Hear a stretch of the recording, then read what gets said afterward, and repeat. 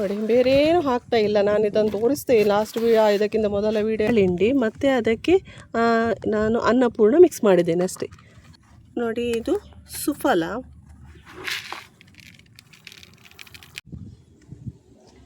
Hi hello ನಮಸ್ಕಾರ, welcome back to the brighting life YouTube channel. ಹೇಗಿದ್ದೀರಿ ಎಲ್ಲ?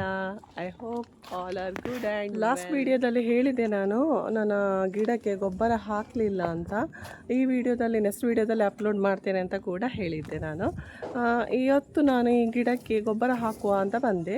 So ಏನು ಹೊಸತಾಗಿ ಏನಿಲ್ಲ, ಆ್ಯಸ್ ಯೂಶ್ವಲ್ ನಾನು ಯಾವ ಗೊಬ್ಬರವನ್ನು ಯೂಸ್ ಮಾಡ್ತೇನೆ ಅದೇ ಯೂಸ್ ಮಾಡ್ತಾ ಇದ್ದೇನೆ.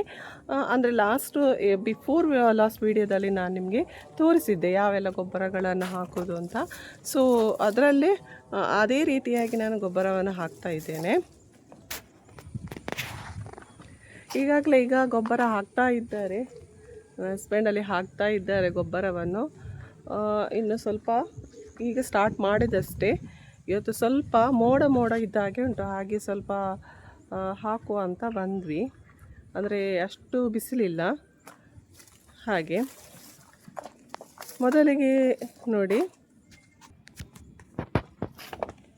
ಮೊದಲಿಗೆ ನೋಡಿ ಈ ರೀತಿಯಾಗಿ ಗಿಡದ ಸುತ್ತ ಕ್ಲೀನ್ ಮಾಡ್ಕೊಂಡಿದ್ದೇನೆ. ಅದನ್ನು ಇದು ಫಸ್ಟ್ ಸ್ಟೆಪ್ಗೆ ಯಾವಾಗಲೂ ಗೊಬ್ಬರವನ್ನು ಹಾಕು. ಇದು ಹೊಸತಾಗಿ ಯಾರು ಗೊಬ್ಬರ ಹಾಕ್ತಾ ಇದ್ದೀರಿ ನೋಡಿ ಅವರಿಗೋಸ್ಕರ ಹೇಳ್ತಾ ಇದ್ದೇನೆ. ಹಾಕುವವರಿಗೆ ಗೊತ್ತಿದೆ ಯಾವ ರೀತಿ ಹಾಕ್ತೇನೆ ಮತ್ತು ನೀವು ಹೇಗೆ ಹಾಕ್ಬೋದು. ಇದಕ್ಕಿಂತ ಮೊದಲು ಯಾವ ರೀತಿ ಹಾಕ್ತಾ ಇದ್ದೀರಿ ಅದೇ ರೀತಿಯಾಗಿ.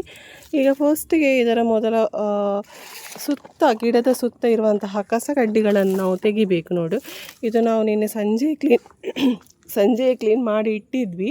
ಅಂದರೆ ಎಲ್ಲ ಗಿಡದಲ್ಲಿ ಕೂಡ ಕಸ ಮೊದಲೇ ನಾವು ತೆಗೆದಿಟ್ಟಿದ್ವಿ, ಯಾಕೆಂದರೆ ಇದು ಸ್ವಲ್ಪ ಹಾಕಲಿಕ್ಕೆ ಈಸಿ ಆಗ್ತದೆ ಅಂತ ಹೇಳಿ ಅಷ್ಟೇ.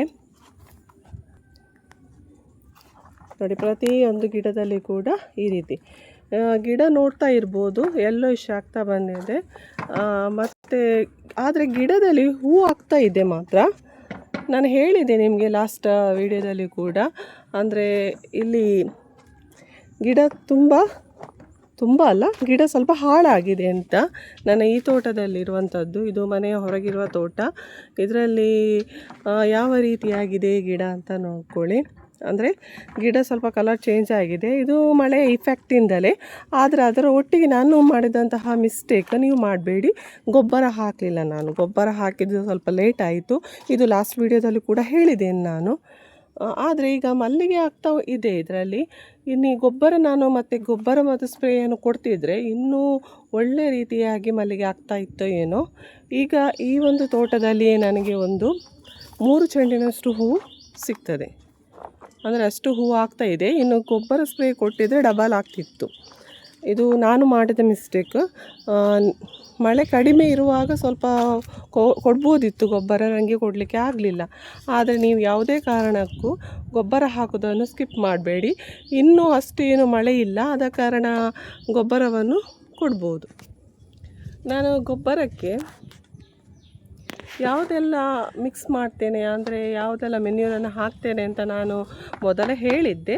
ಅದೇ ರೀತಿಯಾಗಿ ಅದನ್ನೇ ಹಾಕ್ತಾ ಇದ್ದೇನೆ, ಮತ್ತೇನೂ ಚೇಂಜಸ್ ಇಲ್ಲ. ನಾನೊಮ್ಮೆ ತೋರಿಸ್ತೇನೆ ನೋಡಿ ಯಾವುದೆಲ್ಲ ಗೊಬ್ಬರ ಹಾಕ್ತೇನೆ. ನೋಡಿ, ಇದು ಸುಫಲ ಇದು, ಮತ್ತು ಇದು ಹರಳಿಂಡಿ ಮತ್ತು ಅದಕ್ಕೆ ನಾನು ಅನ್ನಪೂರ್ಣ ಮಿಕ್ಸ್ ಮಾಡಿದ್ದೇನೆ ಅಷ್ಟೇ. ಹರಳಿಂಡಿ ಅನ್ನಪೂರ್ಣ ಒಟ್ಟಿಗೆ ಹಾಕ್ಬೋದಲ್ವ, ಅದು ಬೇರೆ ಬೇರೆ ಹಾಕೋದಕ್ಕಿಂತ ಒಟ್ಟಿಗೆ ಮಿಕ್ಸ್ ಮಾಡಿದರೆ, ಸಮ ಪ್ರಮಾಣದಲ್ಲಿ ಮಿಕ್ಸ್ ಮಾಡಿದರೆ ಅದನ್ನು ಹಾಕ್ಬೋದು. ಆಮೇಲೆ ಇನ್ನೊಂದು ಏನಂದರೆ ಈ ಮಲ್ಟಿಪ್ಲೆಕ್ಸ್ ಅವರದ್ದೇ. ಇದು ಲಾಸ್ಟ್ ಟೈಮ್ ನಾನು ತೋರಿಸಿದ್ದೆ, ಆದ ಕಾರಣ ಅಷ್ಟು ಡೀಟೇಲ್ ಆಗಿ ತೋರಿಸ್ತೇ ಇಲ್ಲ. ಮಲ್ಟಿಮ್ಯಾಗ್ ಇದು ಈ ರೀತಿ ಒಂದು ಸಕ್ಕರೆ ರೀತಿಯಲ್ಲಿ ಇರ್ತದೆ. ಇದು ಕೆಲವರು ಮೆಗ್ನೀಷಿಯಂ ಸಲ್ಫೈಡ್ ಅಂತ ಕೂಡ ಹೇಳ್ತಾರೆ. ಅಂದರೆ ಅದು ಕೂಡ ಇದೇ ಆಗಿರ್ತದೆ. ಇದರಲ್ಲಿ ವೆರೈಟೀಸ್ಗಳು ಇರ್ಬೋದು, ನಿಮಗೆ ಬೇರೆ ಬೇರೆ ಸಿಗ್ಬೋದು. ನಾನಾದರೆ ಹೆಚ್ಚಾಗಿ ಮಲ್ಟಿಪ್ಲೆಕ್ಸ್ ಮತ್ತು ಹಾಕೋದು. ಇದು ಸ್ವಲ್ಪ ಒಳ್ಳೆಯದಾಗ್ತದೆ ನನಗೆ ಗಿಡಕ್ಕೆ. ಅಂದರೆ ನನಗೆ ಅವೈಲೇಬಲ್ ಇದೆ ಇದು. ನಿಮ್ಮ ಕಡೆ ಅದು ಅವೈಲೇಬಲ್ ಇದ್ದರೆ ಇದನ್ನೇ ಹಾಕಿ. ಇಲ್ಲಾಂದರೆ ಮೆಗ್ನೀಷಿಯಂ ಸಲ್ಫೈಡ್ ಯಾವುದು ಬೇರೆ ಸಿಗ್ತದೆ ನೋಡಿ ಗಿಡಕ್ಕೆ ಹಾಕುವಂಥದ್ದು, ಅದನ್ನು ಕೇಳಿಕೊಂಡು ಅದನ್ನು ಹಾಕಿ ನೋಡಿ. ಬೇರೆ ಏನು ಹಾಕ್ತಾ ಇಲ್ಲ, ನಾನು ಇದನ್ನು ತೋರಿಸ್ತೇ ಲಾಸ್ಟ್ ಇದಕ್ಕಿಂತ ಮೊದಲ ವೀಡಿಯೋ ಸ್ವಲ್ಪ ಆಗಿದ್ದು. ಅದಕ್ಕೆ ಗೊಬ್ಬರವನ್ನು ಸುತ್ತ ಹಾಕೋದು. ಮೊದಲಿಗೆ ಸುಫಲ ಹಾಕಬೇಕು, ಆಮೇಲೆ ಗೊಬ್ಬರ ಮಿಕ್ಸ್ ಮಾಡಿದಂತಹ ಗೊಬ್ಬರ ಅಥವಾ ಈ ಮಲ್ಟಿಪ್ಲೆಕ್ಸನ್ನು ಕೂಡ ಹಾಕ್ಬೋದು. ಅಥವಾ ಮಲ್ಟಿಪ್ಲೆಕ್ಸ್ ಫಸ್ಟ್ ಹಾಕಿ ಅದರ ಮೇಲೆ ಸುಫಲ ಹಾಕಿ ಆಮೇಲೆ ಗೊಬ್ಬರ, ಅಂದರೆ ಗೊಬ್ಬರವನ್ನು ಲಾಸ್ಟಿಗೆ ಹಾಕಿ, ಅದರ ಮೆನ್ಯೂರ್ ಏನು ಯೂಸ್ ಮಾಡ್ತಾ ಇದ್ದೀವಿ ನೋಡಿ ಅದನ್ನು ಲಾಸ್ಟಿಗೆ ಹಾಕುವಂಥದ್ದು. ಇದು ನೋಡಿ, ಈ ರೀತಿಯಾಗಿ ಮಲ್ಟಿಪ್ಲೆಕ್ಸನ್ನು ಸುತ್ತಲೂ ದೂರದಲ್ಲಿ ಹಾಕಬೇಕು. ಇದನ್ನು ಖಂಡಿತವಾಗಿಯೂ ಮಳೆ ಮುಗಿದ ನಂತರ ಇದನ್ನು ಹಾಕಲೇಬೇಕು ಅಂತ ಹೇಳ್ತೇನೆ ನಾನು. ಗಿಡ ಒಣಗಿ ಹೋಗಿರ್ತದೆ. ತುಂಬ ಜನರ ಏನೋ ಒಂದು ಕ್ವೆಶ್ಚನ್, ಗಿಡ ಒಣಗಿ ಹೋಗಿದೆ ಮತ್ತು ಗಿಡದಲ್ಲಿ ಹೂ ಕೂಡ ಕೆಂಪಗಾಗ್ತಾ ಬಂದಿದೆ. ಇದೆಲ್ಲ ಕ್ವೆಶ್ಚನಿಗೆ ಇದು ಆನ್ಸರ್. ಯಾಕೆ ಇದನ್ನು ಹಾಕಿದರೆ ಗಿಡಕ್ಕೆ ಪ್ರೋಟೀನ್ ಸಿಗ್ತದೆ ಮತ್ತು ಆ ಒಂದು ಸಲ್ಫೈಡ್ ಯೂಸ್ ಮಾಡೋದ್ರಿಂದ ಗಿಡ ಒಳ್ಳೆಯದಾಗಿ ಬೆಳೀಲಿಕ್ಕೆ ಸಾಧ್ಯ ಸಹ ಇದೆ. ಆಮೇಲೆ ಈ ಸುಫಲ ಕೂಡ ಹಾಗೆ ಗಿಡ ಬೆಳೀಲಿಕ್ಕೆ ಸ್ವಲ್ಪ ಹೆಲ್ಪ್ ಮಾಡ್ತದೆ. ಮತ್ತು ಗೊಬ್ಬರ ಹಾಕೋದು ಆ್ಯಸ್ ಯೂಶುವಲ್ ನಾವು ಗೊಬ್ಬರವನ್ನು ಹಾಕ್ತೇವೆ ನೋಡಿ, ಅದೇ ರೀತಿಯಾಗಿ ಗೊಬ್ಬರ ಹಾಕೋದು. ಗೊತ್ತಿದೆ ನಿಮಗೆ ಗೊಬ್ಬರ ನಾವು ಯಾಕೆ ಯೂಸ್ ಮಾಡ್ತೇವೆ ಅಂತ. ಈ ರೀತಿಯಾಗಿ ಹಾಕಿ ಸುತ್ತ ಮಣ್ಣು ಏನು ತೆಗೆದಿಟ್ಟಿದ್ದೇವೆ ಅದರ ಮೇಲೆ ಹಾಕಿಬಿಡಿ ಅಷ್ಟೇ. ನೋಡಿ, ಗಿಡ ಸ್ವಲ್ಪ ಟ್ರಿಮ್ ಮಾಡಿದ್ದೇನೆ ನಾನು ಲೈಟಾಗಿ, ಅಂದರೆ ತುಂಬ ಏನಿಲ್ಲ. ಇದು ಸಣ್ಣ ಗಿಡವೇ, ಅಂದರೆ 1 ವರ್ಷ ಕಳೆದಂತಹ ಗಿಡ ಏನಲ್ಲ. ನೀವು ನೋಡಿದ್ದೀರಿ, ನನ್ನ ಹಿಂದಿನ ವಿಡಿಯೋ ನೋಡ್ತಾ ಇರುವವರಿಗೆ ಗೊತ್ತಿದೆ. ನಾನು ಈ ಗಿಡವನ್ನು ಯಾವಾಗ ನೆಟ್ಟಿದ್ದೇನೆ ಅವತ್ತಿಂದ ನಾನು ಏನೆಲ್ಲ ಹಾಕ್ತೇನೆ ನೋಡಿ, ಅದನ್ನೆಲ್ಲವನ್ನು ಕೂಡ ನಾನು ನಿಮಗೆ ವಿಡಿಯೋ ಮಾಡಿ ಕೂಡ ಹಾಕಿದ್ದೇನೆ. ನಾವು ಫಸ್ಟೇ ಸ್ವಲ್ಪ ಕ್ಲೀನ್ ಮಾಡಿ ಇಟ್ಟದ್ರಿಂದ ನಮಗೆ ಯಾವೊಂದು ಕೆಲಸ ಇಲ್ಲದೆ ಅದನ್ನು ಫಸ್ಟ್ ಕ್ಲೀನ್ ಮಾಡಿ ಆಮೇಲೆ ಈ ರೀತಿಯಾಗಿ ನಾವು ಮಾಡಬೇಕಾಗ್ತದೆ.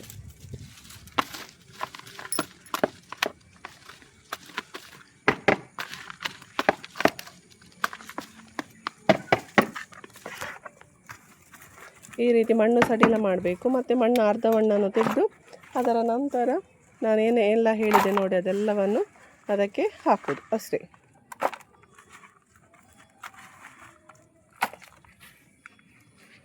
ಸುತ್ತ ತುಂಬ ಹುಲ್ಲು ಬೆಳೆದಿತ್ತು ಆಯಿತಾ.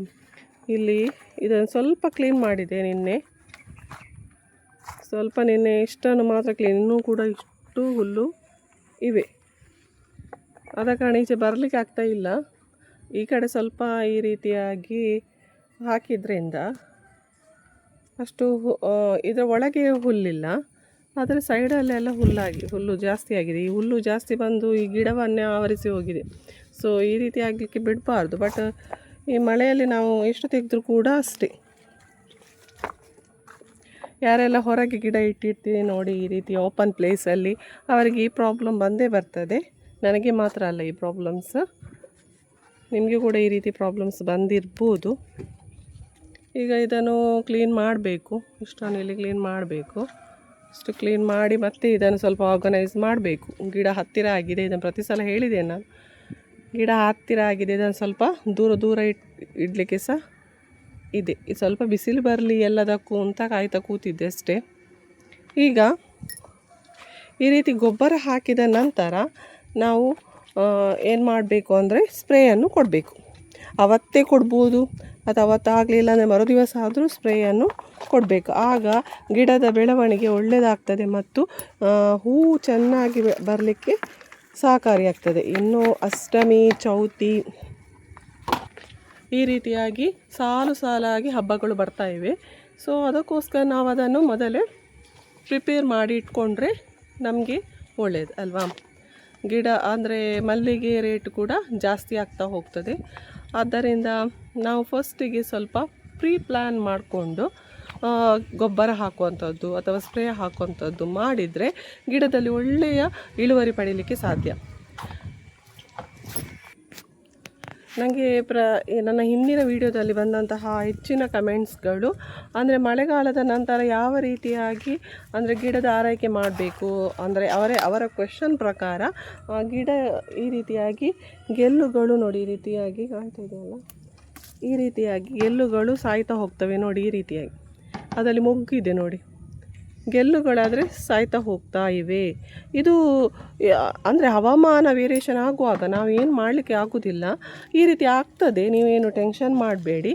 ಅದಕ್ಕೆ ನಾನೀಗ ಏನು ಹೇಳಿದೆ ನೋಡಿ, ಗೊಬ್ಬರ ಮತ್ತು ಏನೆಲ್ಲ ಅದರೊಟ್ಟಿಗೆ ಹಾಕ್ತಾ ಇದ್ದೇನೆ ಅದನ್ನು ಕೂಡ ಹಾಕಿ ಗಿಡಕ್ಕೆ, ಮತ್ತು ಸ್ಪ್ರೇ ಕೊಡಿ. ಅಥವಾ ನಾನೇನು ಹೇಳಿದೆ ಈಗ, ಈ ರೀತಿ ಗೆಲ್ಲುಗಳನ್ನೆಲ್ಲ ಕಟ್ ಮಾಡಿ, ಅಂದರೆ ಈ ರೀತಿ ಒಣಗಿದೆ ನೋಡಿ, ಅಂತಹ ಗೆಲ್ಲುಗಳನ್ನು ಕಟ್ ಮಾಡಿ, ನೋ ಪ್ರಾಬ್ಲಮ್.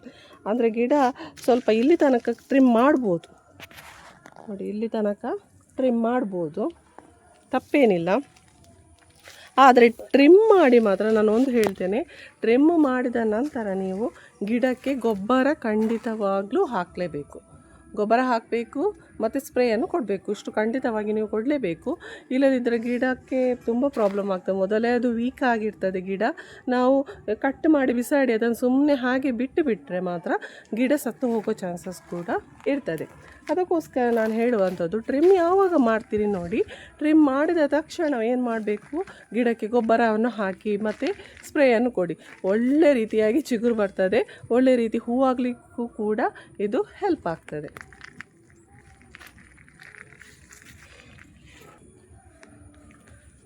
ನೋಡಲು ಸ್ಟಾರ್ಟ್ ಮಾಡಿದಷ್ಟೇ ನಾವೀಗ ಗಿಡಕ್ಕೆ ಗೊಬ್ಬರ ಹಾಕಲಿಕ್ಕೆ. ಇನ್ನೂ ಕೂಡ ಇಷ್ಟು ಗಿಡಗಳಿವೆ. ಇಷ್ಟು ಮಾತ್ರ ಅಲ್ಲ, ನಾನು ಮನೆಯಲ್ಲಿರುವಂತಹ ಗಿಡಕ್ಕೆ ಕೂಡ ಹಾಕಲಿಕ್ಕಿದೆ. ಆದರೆ ಇವತ್ತು ಇಷ್ಟನ್ನು ಕವರ್ ಮಾಡುವ ಅಂತ ಇದ್ದೇವೆ ನೋಡಿ. ಇಷ್ಟು ಗಿಡಗಳಿವೆ ನೋಡಿ. ಇಷ್ಟು ಗಿಡಗಳಿಗೆ ನಾವೀಗ ಕಂಪ್ಲೀಟಾಗಿ ಗೊಬ್ಬರ ಹಾಕಲೇಬೇಕು. ಸ್ಪ್ರೇ ಆದರೂ ಈಗ ಒಂದು ದಿವಸ ಬಿಟ್ಟು ಕೊಡ್ಬೋದು. ಈಗ ಗೊಬ್ಬರವನ್ನು ಹಾಕ್ಬೋದು. ಆದರೆ ಟೈಮ್ ಇದ್ದರೆ ಸ್ಪ್ರೇಯನ್ನು ಕೂಡ ಒಟ್ಟಿಗೆ ಹಾಕಿ ಬಿಡ್ಬೋದು, ಏನೂ ಆಗೋದಿಲ್ಲ ಗಿಡಕ್ಕೆ. ಆದರೆ ಈಗ ನಾನು ಆಗಲೇ ಹೇಳಿದೆ, ನಾನು ಟ್ರಿಮ್ ಮಾಡಿದ ನಂತರ ದಯವಿಟ್ಟು ಹಾಗೆ ಬಿಡಬೇಡಿ. ಯಾಕೆ ಅಂದರೆ ಗಿಡ ತುಂಬಾ ವೀಕ್ ಆಗ್ತದೆ.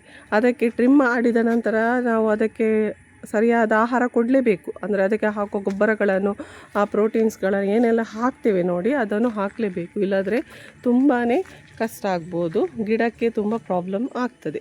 ಇದನ್ನು ಮಾತ್ರ ದಯವಿಟ್ಟು ಎಲ್ಲರೂ ಪಾಲಿಸಿ ಅಂತ ನಾನು ಹೇಳ್ತೇನೆ. ಈಗ ನೋಡಿ, ಇಷ್ಟು ಗಿಡಕ್ಕೆ ಹಾಕಲಿಕ್ಕಿದೆ. ಇನ್ನು ಹೆಚ್ಚಿನ ವೀಡಿಯೋಸ್ ಮಾಡಲಿಕ್ಕೆ ಆಗಲಿಕ್ಕಿಲ್ಲ, ಯಾಕೆಂದರೆ ನನಗೆ ಗೊಬ್ಬರ ಹಾಕಲಿಕ್ಕೆ ಕೂಡ ಇದೆ. ಅವರು ಪಾಪ ಒಬ್ಬರೇ ಹಾಕ್ತಾ ಇದ್ದಾರೆ. ಈಗ ಅವರೊಟ್ಟಿಗೆ ನಾನು ಕೂಡ ಹೋಗಬೇಕಾಗ್ತದೆ. ಏನಾದರೂ ಡೌಟ್ ಇದ್ದಲ್ಲಿ ನನಗೆ ಕಮೆಂಟ್ ಮಾಡಿ, ಅದಕ್ಕೆ ಉತ್ತರಿಸ್ತೇನೆ ನಾನು. ಮತ್ತು ಏನಾದರೂ ನಿಮಗೆ ಯಾವುದನ್ನು ಹೊಸತು ವಿಷಯ ಅಂದರೆ ಏನಾದರೂ ಗೊತ್ತಿದ್ದರೆ ಶೇರ್ ಮಾಡಿ. ಹಾಗೆಯೇ ಡೌಟ್ಸ್ ಇರುವಂತಹ ವಿಷಯಗಳಲ್ಲಿ ಕಮೆಂಟ್ ಮಾಡಿ ತಿಳಿಸಿ, ಅದಕ್ಕೆ ನಾನು ಉತ್ತರಿಸ್ತೇನೆ. ಅದರೊಟ್ಟಿಗೆ ಬೇಕಾದರೆ ನಿಮಗೆ ಬೇಕಾದಂತಹ ವಿಡಿಯೋವನ್ನು ಕೂಡ ಮಾಡ್ತೇನೆ ನೋಡಿ. ತುಂಬ ವರಿ ಮಾಡ್ಕೋಬೇಡಿ ಗಿಡ ಹಾಳಾಗಿದೆ ಅಂತ. ಆದರೆ ಮಳೆಗಾಲದಲ್ಲಿ ಅದು ಸಹಜ, ಅದನ್ನು ಸರಿ ಮಾಡುವ ಕೆಲಸ ನಮ್ಮದು. ಅದಕ್ಕೆ ಸರಿಯಾಗಿ ಗೊಬ್ಬರವನ್ನು ಹಾಕಿ ಸ್ಪ್ರೇ ಹಾಕಿ ಇಷ್ಟು ಮಾಡಿದರೆ ಮತ್ತೆ ಅದು ಹೇಳ್ತದೆ, ಗಿಡ ಚೆನ್ನಾಗಿ ಬೆಳೀತದೆ. ಯಾವುದೇ ಟೆನ್ಷನ್ ಮಾಡುವ ಹಾಗಿಲ್ಲ. ಇದು ನನ್ನ ಓನ್ ಎಕ್ಸ್ಪೀರಿಯೆನ್ಸಿಂದ ಹೇಳ್ತಾ ಇದ್ದೇನೆ ನಾನು. ಅಂದರೆ ತುಂಬ ಗಿಡಗಳು ಸಾಯುವ ತನಕ ಸಹ ಹೋಗಿದೆ, ಅದನ್ನು ಕೂಡ ನಾನು ಜೀವ ಮಾಡಿದ್ದೇನೆ. ಅಂದರೆ ಅದಕ್ಕೆ ಸರಿಯಾಗಿ ನಾವು ಗೊಬ್ಬರ ಮತ್ತು ಸ್ಪ್ರೇ ಕೊಟ್ಟರೆ ಸಾಕು, ಅದು ಹೇಳ್ತದೆ. ಅಂದರೆ ಎಲ್ಲ ಗಿಡ ಹಾಗೆ ಆಗ್ತದೆ ಅಂತ ಹೇಳಲಿಕ್ಕೆ ಚಾನ್ಸ್ ಇಲ್ಲ. ಕೆಲವೊಂದು ಗಿಡಗಳು ಸಾಯಲಿಕ್ಕೂ ಚಾನ್ಸ್ ಇದೆ. ಅಂದರೆ ತುಂಬ ಹಾಳಾಗಿದೆ, ಅದನ್ನೇನು ಮಾಡಲಿಕ್ಕೆ ಆಗಲ್ಲ. ಅಂತಹ ಗಿಡವನ್ನು ತೆಗೆದು ಬಿಸಾಡಿ ಹೊಸತಾದ ಗಿಡವನ್ನು ನೆಡಿ. ಆದರೆ ನೀವು ಟೆನ್ಷನ್ ಮಾಡಿ ಕೂತ್ಕೊಂಡು, ನಾನು ಇಷ್ಟು ಗಿಡ ಮಾಡಿದೆ, ನಾನು ಅಷ್ಟು ಮಾಡಿದೆ, ಇಷ್ಟು ಹಾಳಾಯಿತು, ಅದೆಲ್ಲ ಟೆನ್ಷನ್ ಮಾಡ್ತಾ ಕೂತ್ರೆ ನಮಗೆ ಮುಂದೆ ಏನು ಮಾಡಬೇಕು ಅಂತ ಗೊತ್ತಾಗಲ್ಲ. ನಮಗೆ ಮಾತ್ರ ಇದರ ಮೇಲಿರುವಂತಹ ಇಂಟ್ರೆಸ್ಟೇ ಹೋಗಿಬಿಡ್ತದೆ. ಅದಕ್ಕೋಸ್ಕರ ಹೇಳ್ತಾ ಇದ್ದೇನೆ, ತುಂಬಾ ಹಾಳಾಗಿದ್ದರೆ ಅದು ಜೀವ ಬರಲ್ಲ, ನೋಡುವಾಗ ಗೊತ್ತಾಗ್ತದೆ ನಿಮಗೆ.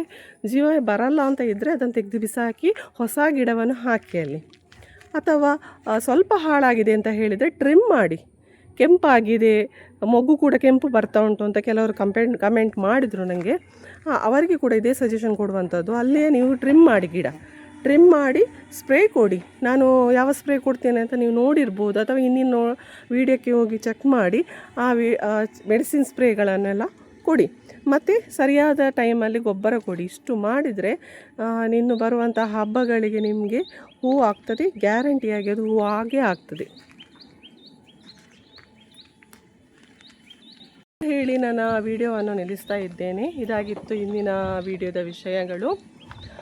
ಈ ವಿಡಿಯೋ ಇಷ್ಟ ಆದಲ್ಲಿ ಲೈಕ್ ಮಾಡಿ, ಕಮೆಂಟ್ ಮಾಡಿ, ಹಾಗೆಯೇ ಸಬ್ಸ್ಕ್ರೈಬ್ ಮಾಡೋದನ್ನು ಮಾತ್ರ ಮರಿಬೇಡಿ.